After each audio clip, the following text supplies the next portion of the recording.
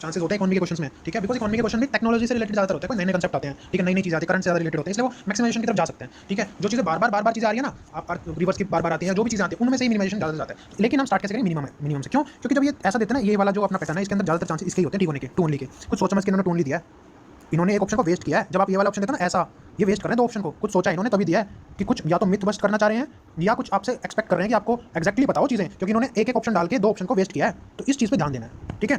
12th question आपने ये देखा, आपने क्या करना है, मिनिमाइजेशन ये वाले को लाना है, तो इसको ठीक करने की हम कोशिश करेंगे, बट इसके अंदर हम मैक्सिमाइजेशन की तरफ भी जा सकते हैं, क्यों? क्योंकि ये इकोनॉमी का क्वेश्चन है। फिर आप पढ़ते हो what is the importance of the term interest coverage ratio of a firm in India, ठीक है। इंटरेस्ट कवरेज रेशो फर्म की इंपॉर्टेंस क्या है भाई? देखो, कॉमन पर्सन है, नहीं पता यार, भूल गया, रिवाइज करना है जो भी चीज़ है, लेकिन अब क्या करोगे, आप छोड़ के चलोगे किसको? इतना कुछ आपने देख लिया पैटर्न और आपने पता है कि भाई इसके चांसेस ज़्यादा हैं और फिर मैं मैक्सिमाइजेशन की तरफ जाऊँगा, तो मेरे को एलिमिनेशन करना है इसमें से। फिर आप इसको पढ़ते हो, it helps in understanding the present risk of a firm that a bank is going to give loan to.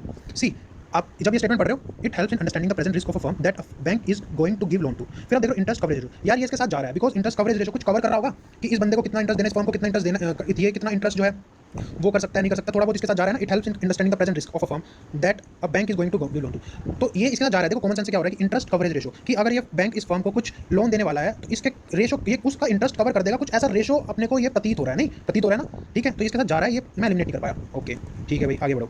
It helps in evaluating the emerging risk of a firm that a bank is going to give loan to, ठीक है। अब क्या होता है, आपको देखो इसमें present risk of a firm और फिर इसके बाद दे दिया it helps in evaluating the emerging risk. अगर आपको प्रेजेंट पता है तभी तो आप फ्यूचर का बता सकते हो, तो ये दोनों आपस में साथ साथ जा रहे हैं, या तो ये दोनों ही गलत हैं या दोनों ही सही हैं।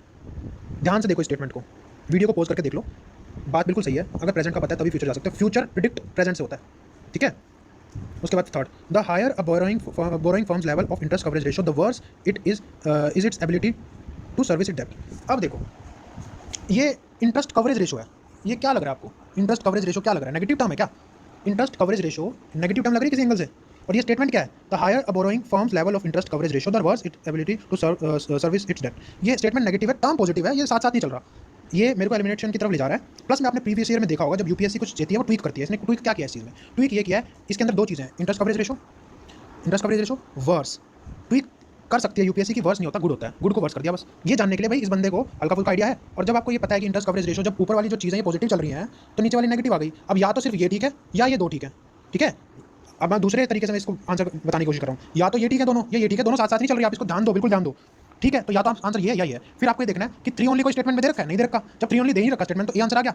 आप इनको एलिमिनेट नहीं कर पाए थे, ये आंसर वैसे भी आ गया, ठीक है। और एक और चीज़ जो मैंने बोला था ना, ये टू ओनली दिया, इसने ऑप्शन वेस्ट किया है। सी, जब ये पैटर्न बनता है ना, ये आंसर होने के चांसेस बहुत होते हैं। अगर ये आंसर नहीं होता तो ये पार्ट ऑफ आंसर बनता है, ये पार्ट ऑफ आंसर बनता है, इसके काफी हाई चांसेस हो जाते हैं। तो अगर ये आंसर नहीं है, आपने प्रूव कर दिया, क्योंकि फर्स्ट स्टेटमेंट ठीक है तो ये पार्ट ऑफ आंसर है ही, वन स्टेटमेंट ठीक है, क्योंकि इसने एक मेहनत करी है यूपीएससी ने इस ऑप्शन को अलग से डालने में, ठीक है। ओके, तो आंसर इसका ही आ गया। काफी इंटरेस्टिंग पेपर होता है यार यूपीएससी के, मजा आ जाता है।